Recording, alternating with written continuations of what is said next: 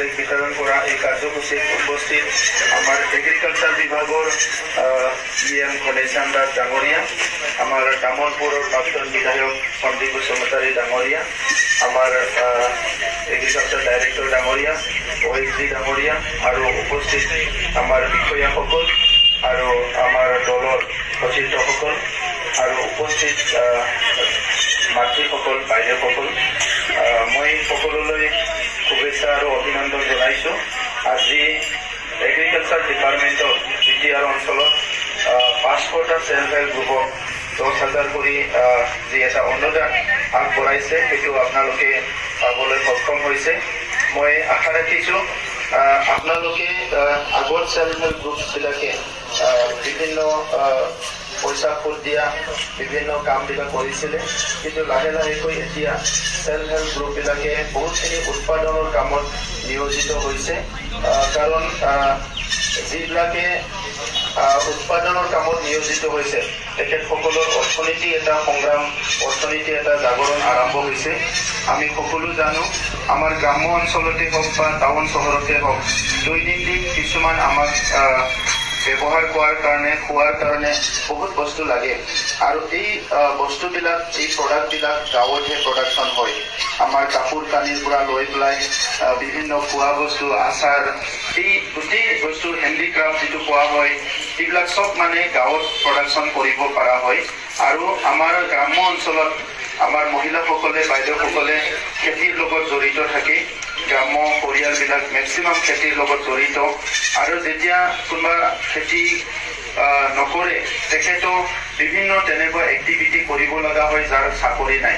তো সেইকাৰণে আজি এই গ্ৰাম্য অঞ্চলত আমাৰ খেতিৰ সময়খিনি যোৱাৰ পিছত বা খেতিৰ সময়খিনি সম্পূৰ্ণ হোৱাৰ পিছত বাকীখিনি সময়ত কিছুমান অৰ্থনীতি এক্টিভিটি কামবিলাকত জড়িত থাকিব লাগে। ইয়াত গৰু পালন হওক, গাহৰি পালন হওক, ছাগলী পালন হওক, আমাৰ মুৰ্গী পালন হওক, বিভিন্ন কাম কাজবিলাক আমি কৰিব পাৰোঁ। তো এই কামবিলাক চেল্ফ হেল্প গ্ৰুপসকলে কৰা আৰম্ভ কৰিব লাগে। কাৰণ এতিয়া চেল্ফ হেল্প গ্ৰুপসকলে আমাৰ নতুন অৰ্থনীতি জাগৰণত গ্ৰাম্য অঞ্চলত বহুত ডাঙৰ এটা ভূমিকা লৈ আছে।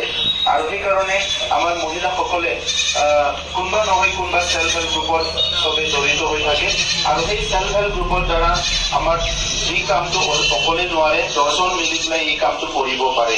আৰু সেইকাৰণে চেল্ফ হেল্প গ্ৰুপ কনচেপ্টটো বহুত ভালকৈ আমাৰ অঞ্চলত উত্তৰ পূৰ্বাঞ্চলৰ কামত আহিছে, অসমতো বহুত কামত আহিছে।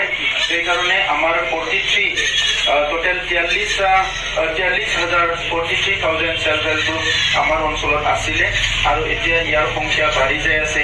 আমি BTR চৰকাৰখনে প্ৰত্যেকটো চেল্ফ হেল্প গ্ৰুপক 25,000 কৰি টকা দিয়া, 75,000 দিয়া হ'ব, কিন্তু 25,000 ফাৰ্ষ্ট কিস্তি, ছেকেণ্ড কিস্তি 25,000 তেনেকুৱা এটা আঁচনি মাইনা উচৰাং আৰম্ভ কৰিছে। আৰু ইতিমধ্যে আমি আগৰ বছৰত 3,800, এই বছৰত 6,000 চেল্ফ হেল্প গ্ৰুপক দিবলৈ গৈ আছে। ইপিনে মুখ্যমন্ত্ৰী ডাঙৰীয়াই উদ্যমিতা আঁচনি ঘোষণা কৰিছে, য'ত চেল্ফ হেল্পৰ আমাৰ সদস্যসকলে সকলো 10,000 কৰি টকা পাবলৈ সক্ষম হ'ব। আনপিনেদি এই 10,000 বাঢ়ি যাই থাকিব বিভিন্ন এক্টিভিটিটো লৈ পেলাই। আমাৰ অকল এগ্ৰিকালচাৰৰ নহয়, মাইনা উচৰাং নহয়, আৰু বিভিন্ন আঁচনি আছে। এই আঁচনিবিলাক চেল্ফ হেল্প গ্ৰুপক টাৰ্গেট কৰি পেলাই কৰা হৈছে। এই বছৰ আমি যিখিনি আমাৰ CLF আছে, CLFৰ অফিচো নিৰ্মাণ কৰিবলৈ গৈ আছোঁ আৰু চেল্ফ হেল্প গ্ৰুপত জড়িত থকা বা নাথাকা ইণ্ডিভিজুৱেল আমাৰ মহিলাসকলক লাখপতি মহিলা আঁচনিৰ দ্বাৰা আমি কিছুমান সহায় কৰিবলৈ গৈ আছোঁ। আৰু এতিয়া প্ৰথমতে 10,000 আমাৰ মহিলাসকলক যিসকলে লাখপতি হ'ব বিচাৰে তেখেতসকলক আমি আঁচনি দিয়াৰ কাৰণে ইতিমধ্যে ৰেডি হৈ গ'ল।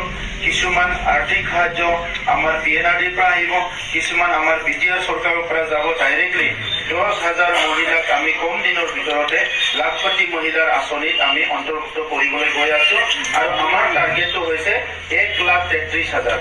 1,33,000 বাইদেউসকলক, মহিলাসকলক আমি লাখপতি মহিলাৰ কাৰণে বাছনি কৰিছোঁ আৰু সেইখিনিক আমি ডাইৰেক্টলি সহায় কৰিবলৈ গৈ আছোঁ।